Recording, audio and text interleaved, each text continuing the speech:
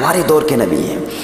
اس کتاب میں وہ کہتی ہے کہ میں نے یہ کتاب فقط اس لیے لکھی کہ جب میں میڈیا پر ہر طرف یہی دیکھ رہی ہوں کہ حضور اکرم صلی اللہ علیہ وسلم کو ملیٹنٹ پروفٹ کہا جا رہا ہے، اپریسر کہا جا رہا ہے، وہ کہتی ہے کہ حضور اکرم صلی اللہ علیہ وسلم تو اس دور میں تشریف لائے جس دور میں بات بات پر انسان کو قتل کر دیا جاتا تھا، اور ایسی قوم تک امن کا پیغام پہنچایا جو 40 سال سے they were fighting a war which lasted for 40 years and the reason why it started was a horse race. A war that started on the basis of a horse race lasted for 40 years and thousands of people were assassinated because of that war. ایک ایسی قوم ایک چھوٹے سے اختلاف کی بنیاد پر لوگوں کو قتل کر دیا کرتی تھی اور 40 سال تک ان کی جنگ جاری رہتی تھی۔ حضور اکرم صلی اللہ علیہ وسلم نے ایسی قوم میں محبت اور مساوات کا پیغام عام کر دیا۔ وہ کہتی ہے ایسا نبی یہ پیغمبر دہشت نہیں ہو سکتا، یقیناً پیغمبر محبت ہے۔ کیرن آرمسٹرانگ کہتی ہے جب میں نے سب سے پہلے تحقیق کی حضور اکرم صلی اللہ علیہ وسلم کی ذات کے حوالے سے، یہ غیر مسلم ہے، عیسائی ہے، وہ کہتی ہے کہ آکسفورڈ یونیورسٹی میں ہمارے لیے ایک معیار ہے کہ ہم اگر کسی پر تحقیق کریں تو ہمیں اس پکچر کی دونوں سائڈز کو دیکھنا ہمارے لیے ضروری ہوتا ہے، اور ہمیں پہلے ٹرین اسی طرح کیا جاتا ہے کہ اگر کسی شخصیت پر کچھ کلام کریں، کسی کی بایوگرافی لکھیں، تو ہماری ٹریننگ شروع سے ایسے ہی ہوتی ہے کہ ہمیں پہلے تیار ہونا پڑتا ہے، اپنا اوپینین چینج کرنے کے لیے ہمیں تیار رہنا ضروری ہوتا ہے۔ اس نے کہا کہ میں نے اخلاص کے ساتھ ایک اوپن مائنڈ کے ساتھ میں نے حضور اکرم صلی اللہ علیہ وسلم کو اسٹڈی کیا، اور جب اسٹڈی کیا تو اس وقت آئی واز انٹلیکچولی افینڈیڈ۔ وہ کہتی ہے میں انٹلیکچولی افینڈیڈ تھی کہ حضور اکرم صلی اللہ علیہ وسلم کے متعلق ایسا کلام کیا جا رہا ہے، اور اس بنیاد پر اس نے یہ کتاب لکھی۔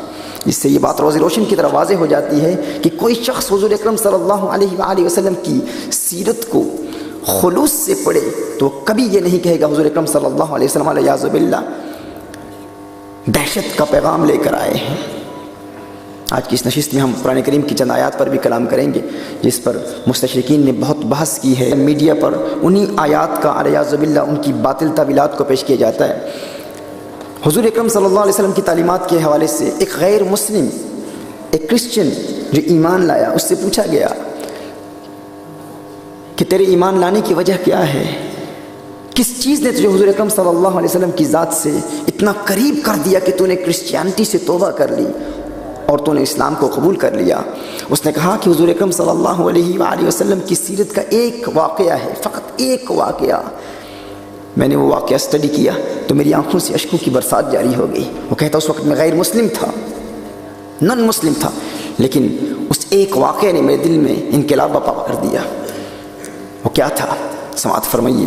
حضور اکرم صلی اللہ علیہ وآلہ وسلم اپنے صحابہ کرام علیہم رضوان کے ساتھ بیٹھے ہوئے مسجد نبوی شریف میں، ایک شخص حضور کی بارگاہ میں حاضر ہوتا ہے، عرض کرتا ہے یا رسول اللہ صلی اللہ علیہ وسلم 3 دن سے میرا بیٹا گم شدہ ہے، ننھا بیٹا، 3 دن سے میں نے اپنے بیٹے کو نہیں دیکھا، اس کی ماں بھی پریشان ہے، میں بھی پریشان ہوں، 3 دن سے ماں نے کچھ کھایا نہیں ہے، کچھ پیا نہیں ہے، رات کو نیند نہیں آتی، ہم بیٹے کو تلاش کر رہے ہیں، یا رسول اللہ صلی اللہ علیہ وسلم آپ دعا کیجئے، آپ کی دعا کی برکت سے میرا بیٹا مجھے مل جائے۔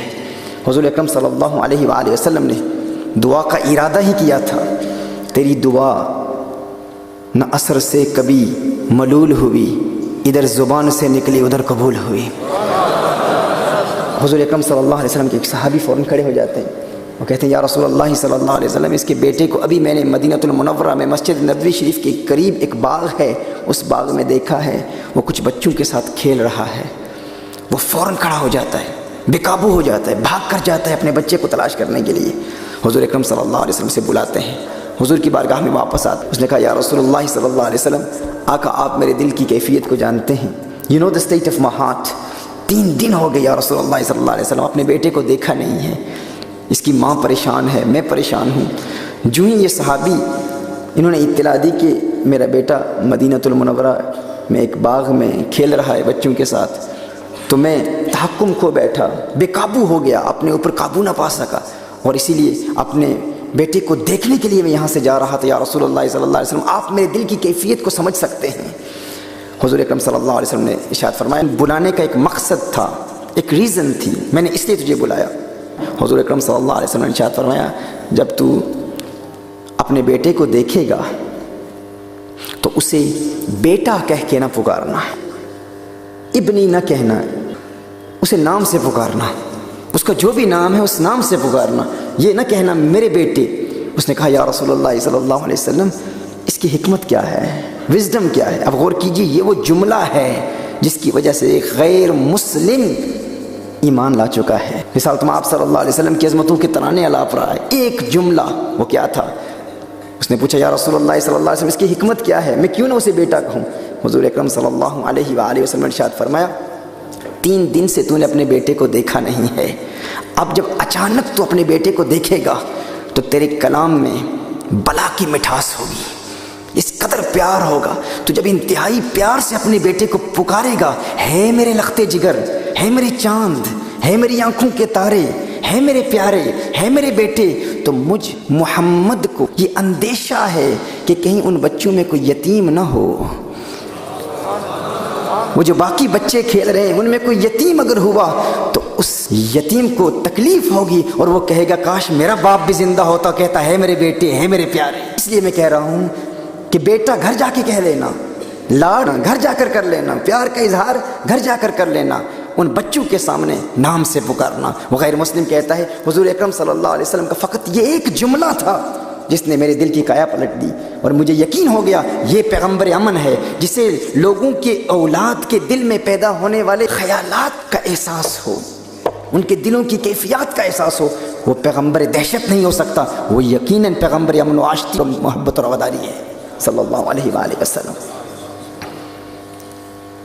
محترم احبہ، یقیناً مسکنسٹرو کیا گیا ہے قرآن کریم کی آیات کو، یقیناً رسالت آپ صلی اللہ علیہ وسلم کی تعلیمات کو غلط طور پر میڈیا میں پھیلایا گیا ہے۔ حضور اکرم صلی اللہ علیہ وسلم ہم سے محبت کرتے ہیں اور تمام کے لیے رحمت بنا کر بھیجیں گے۔ حضور اکرم صلی اللہ علیہ وسلم کی رحمت مقید نہیں ہے کہ ایک مرتبہ رسالت آپ صلی اللہ علیہ وسلم نے اپنے صحابہ سے ارشاد فرمایا ہے میرے صحابہ تمہارے نزدیک سب سے عجیب ایمان کس کا ہے؟ صحابہ عرض کرتے ہیں یا رسول اللہ صلی اللہ علیہ وسلم ہمارے نزدیک سب سے عجیب ایمان تو ملائکہ کا ہے، فرشتوں کا ہے۔ حضور نے ارشاد فرمایا وما لهم لا يؤمنون هم عند ربهم، ان کے ایمان میں کیا عجیب بات ہے؟ افضلیت کی بات نہیں ہو رہی، عجیب، یونیکنس۔ حضور نے ارشاد فرمایا ملائکہ وہ تو اپنے رب کے نزدیک ہیں، رب کے قریب ہیں، ان کے ایمان میں کیا عجیب بات ہے؟ تو صحابہ عرض کرتے ہیں یا رسول اللہ صلی اللہ علیہ وسلم پھر ہمارے نزدیک انبیاء کا ایمان سب سے عجیب ہے، انبیاء کا ایمان سب سے عجیب ہے۔ حضور نے ارشاد فرمایا ان پر تو اللہ کی وحی نازل ہوتی ہے، ان کے ایمان میں کون سی عجیب بات ہے؟ صحابہ عرض کرتے ہیں یا رسول اللہ صلی اللہ علیہ وسلم پھر ہمارا ایمان سب سے عجیب ہے۔ فنحن یا رسول اللہ صلی اللہ علیہ وسلم، حضور اکرم صلی اللہ علیہ وآلہ وسلم نے ارشاد فرمایا تم تو میرا چہرہ والضحیٰ خود دیکھتے ہو، تم تو میرا حسن دیکھتے ہو، تو تمہارے ایمان میں کون سی عجیب بات ہے؟ تو صحابہ کرام علیہم رضوان عرض کرتے ہیں یا رسول اللہ صلی اللہ علیہ وسلم پھر آپ خود ارشاد فرما دیں کہ سب سے عجیب ایمان کس کا ہے؟ حضور اکرم صلی اللہ علیہ وسلم کی حدیث کا مفہوم عرض کرتا ہوں۔ رسالت آپ صلی اللہ علیہ وآلہ وسلم نے ارشاد فرمایا میرے نزدیک سب سے عجیب ایمان میرے ان عاشقوں کا ہے، ان دیوانوں کا ہے، گویا کہ فرما رہے ہیں جو 1400 سال بعد آئیں گے، علی گڑھ مسلم یونیورسٹی میں میری عظمتوں کے ترانے الاپیں گے، جنہوں نے مجھے کبھی دیکھا بھی نہیں ہوگا لیکن میری ایک جھلک دیکھنے کے لیے اپنی جان، مال اور اولاد قربان کرنے کے لیے تیار ہو جائیں گے۔ میرے نزدیک سب سے یونیک ایمان ان عاشقوں کا ہے صلی اللہ علیہ وآلہ وسلم۔ حضور ہم سے پیار کرتے ہیں، ہر ایک سے پیار کرتے ہیں، اور حضور اکرم صلی اللہ علیہ وآلہ وسلم کو اللہ جل وعلا نے مستقبل کا علم عطا فرمایا ہے۔ وعلمک ما لم تکن تعلم وکان فضل اللہ علیک عظیما۔ اس ماں کی عمومیت میں اتنی وسعت ہے، یہ عام مخصوص البعد نہیں ہے، اس میں کوئی تخصیص مخصص نہیں ہے۔ حضور اکرم صلی اللہ علیہ وسلم ہر وہ چیز جس کا وہ علم نہیں رکھتے تھے اللہ جل وعلا نے ہر چیز کا علم عطا فرما دیا۔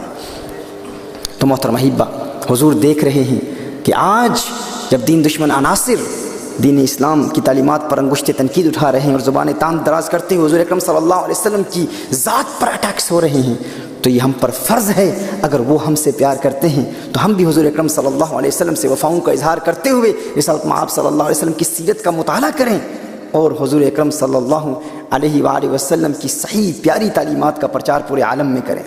ہم پر فرض ہے، اور اس پر آخرت میں مواخذہ ہوگا۔ ہمیں دنیا کے متعلق ہر چیز کا علم ہوتا ہے، کسی سیلیبریٹی کے متعلق پوچھا جائے ہم اس کے متعلق سب کچھ جانتے ہیں، کسی مووی ایکٹر کے متعلق پوچھا جائے اس کی تمام ہسٹری کا ہمیں علم ہوتا ہے، کسی فٹ بالر یا کرکٹ پلیئر کے بارے میں ہمیں پوچھا جائے ہم ہر ٹیم کے فٹ بالرز کے نام جانتے ہیں، ان کی ہسٹری کو جانتے ہیں، وہ کہاں پیدا ہوا، اس کی عمر کیا ہے، سب کچھ ہمیں پتہ ہوتا ہے۔ لیکن کوئی ہم سے پوچھے کہ حضور اکرم صلی اللہ علیہ وسلم کے بیٹے کتنے ہیں تو ہمیں علم نہیں ہوتا۔ کوئی ہم سے پوچھے حضور اکرم صلی اللہ علیہ وسلم کی بیٹیاں کتنی ہیں تو ہمیں ان کے نام تک کا علم نہیں ہوتا۔ کوئی پوچھے عشرہ مبشرہ صحابہ، ہمیں ان کے نام کا علم نہیں ہوتا۔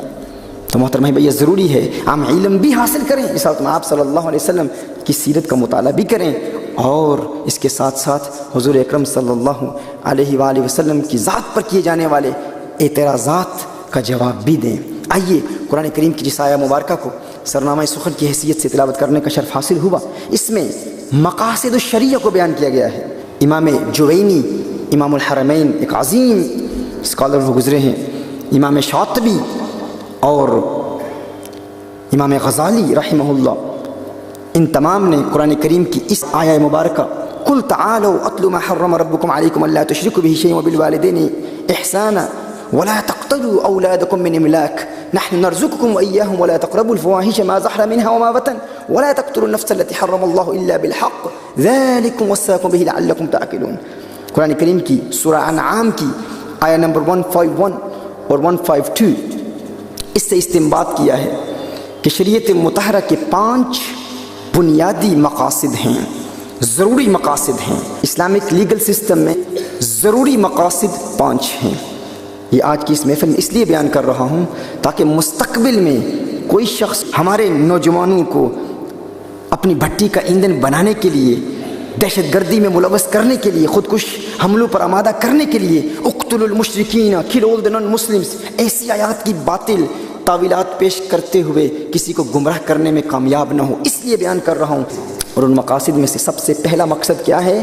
حفظ النفس، protection of life.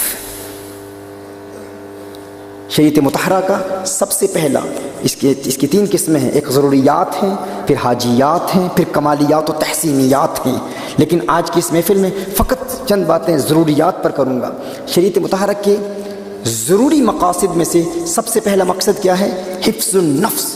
Islamic legal system انسانی جان کو پروٹیکشن مہیا کرتا ہے۔ حفظ النفس، آپ میرے بعد ایک مرتبہ یہ جملہ آپ ریپیٹ کر لیں۔ اسلامک لیگل سسٹم کا شریعت مطہرہ کے مقاصد میں سب سے بنیادی مقصد کیا ہے؟ حفظ النفس، اور اس کا مطلب کیا ہے؟ Protection of human life. دوسرا، حفظ الدین، protection of one's religion۔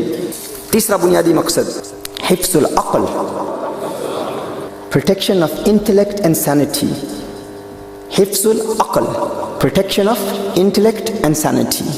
عقل کا تحفظ، اسلام عقل کو پروٹیکشن دیتا ہے، یعنی ہر وہ چیز جو انسان کی عقل کو برباد کر دے اسلام نے اس کو حرام قرار دیا ہے، وہ ڈرگز ہوں، الکحل ہو، ایسی جتنی بھی چیزیں انسان کی عقل کو برباد کر دیتی ہیں، یہ شریعت مطہرہ میں ان چیزوں کی حرمت کے پیچھے مقصد ہے، پھر اس مقصد کے مراتب ہیں۔ پہلا اسلامک لیگل سسٹم میں سب سے پہلا مقصد کیا ہے؟ ذرا زور سے بولیے، سب احباب بولیں گے تو انشاءاللہ تعالیٰ میں بھی بولتا رہوں گا۔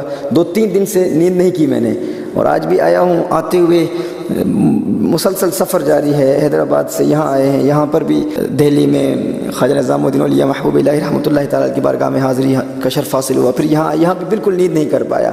تو انشاءاللہ اگر آپ کا ذوق سماعت زندہ رہا تو میری نیت میں بھی کوئی تھکن محسوس نہیں کریں گے۔ تو آپ ریپیٹ کرتے رہیں گے تو میں محسوس کروں گا کہ یہ ایک جدید موضوع تو قدیم ہے، پرانا ہے، لیکن اس کا جو لنک آج دور حاضر میں آج ہمارے معاشرے سے وہ بڑا اہم ہے۔ تو اسلامک مقاصد میں سے سب سے پہلا مقصد حفظ النفس، دوسرا مقصد حفظ الدین، تیسرا حفظ العقل، چوتھا مقصد حفظ النسل. اسلام پرووائڈز پروٹیکشن ٹو نسل، ٹو پروجینی.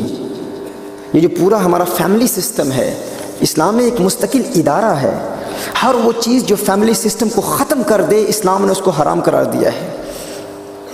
وہ کسی غیر محرم سے علیاذ باللہ حرام تعلقات ہوں یا پورنوگرافی ہو، حرام دیکھنا، ہر وہ چیز جو شریعت مطہرہ نے حرام قرار دی اس کو دیکھنا، اور وہ تمام چیزیں جو انسان کو اس طرف راغب کریں ان کو بھی اسلام نے حرام قرار دیا ہے. پھر اسلام میں اولاد کی تربیت کے حوالے سے جتنے بھی قوانین ہیں یہ حفظ النسل کے تحت آتے ہیں. پروٹیکشن آف پروجینی، اولاد نسل کی پروٹیکشن، یہ اسلام کے مقاصد میں سے ایک اہم مقصد ہے. پہلا مقصد کیا ہے؟ حفظ النفس. دوسرا مقصد حفظ الدین. تیسرا حفظ العقل. چوتھا مقصد کیا ہے؟ حفظ النسل. پانچواں مقصد ہے حفظ المال، protection of one's wealth and property. Protection of one's wealth and property, حفظ المال. یہ 5 بنیادی مقاصد ہیں. آپ غور کریں کہ اگر کوئی شخص کسی ایسے معاشرے میں رہتا ہو جس میں اسے اس بات کا یقین ہو کہ اس کی جان بھی محفوظ ہے، اس کا مال بھی محفوظ ہے، اس کی اولاد بھی محفوظ ہے، اس کی عقل بھی محفوظ ہے، اس کی نسل بھی محفوظ ہے، تو اس کی زندگی کیسی خوبصورت زندگی ہوگی. یہ حضور اکرم صلی اللہ علیہ وسلم کا عطا کردہ حکم ہے، عطا کردہ نظام ہے، اور یہ شریعت مطہرہ کے ہر حکم میں یہ موجود ہے. حفظ النسل، حفظ العقل، حفظ الدین. اگر کسی کو اپنے دین پر، جس دین سے اس کا تعلق ہو، آزادی حاصل ہو، وہ آزادی سے اپنے دین پر عمل کر سکتا ہو اور کوئی رکاوٹ نہ ہو، کوئی ہرڈل نہ ہو، کوئی obstacle نہ ہو، تو اس کی زندگی کیسی خوبصورت زندگی ہوگی. اسے یہ حق حاصل ہے. حفظ المال، وہ پوزیسر ہے اپنے مال کا، جو بھی اس کا مال ہے، اس کی پراپرٹی ہے، اس کی لینڈ ہے، کسی کو حق حاصل نہیں کہ وہ اس کی لینڈ پر قابض ہو. اگر ایسا معاشرہ ہمیں مل جائے تو کیسا خوبصورت معاشرہ ہوگا. یورپین کنٹریز میں 1850 کے بعد عورت کو کسی لینڈ کی پوزیشن کا حق 1850 میں ملا. ریسنٹلی عورت کو کسی پراپرٹی اور کسی لینڈ کی پوزیشن اور اونرشپ کا حق حاصل نہیں تھا، لیکن کونین کے والی صلی اللہ علیہ وسلم نے 1400 سال پہلے یہ حق عورت کو عطا فرما دیا. حفظ المال، پروٹیکشن آف ویلتھ، یہ 5 بنیادی مقاصد ہیں شریعت مطہرہ کے. محترم احبہ، ان مقاصد کو سمجھنے کے لیے مزید بہت تفصیل سے کلام کیا جا سکتا ہے. ایک ایگزامپل میں پیش کرتا ہوں تاکہ آپ کسی حد تک ان مقاصد کو سمجھ لیں.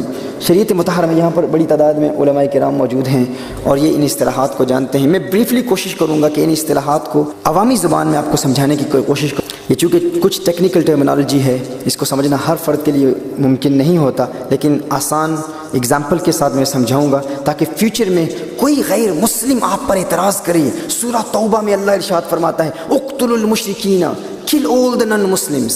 اب قرآن میں ہے، قرآن کریم کی فقط اسی آیت کو پڑھ کر لوگ دہشت گردوں کی تنظیموں کے ساتھ وابستہ ہو جاتے ہیں. کیوں؟ کیونکہ وہ صوفیاء کی تعلیمات سے دور ہیں. اللہ جل وعلا قرآن کریم میں ارشاد فرماتا ہے لا ریب فیہ ھدی للمتقین.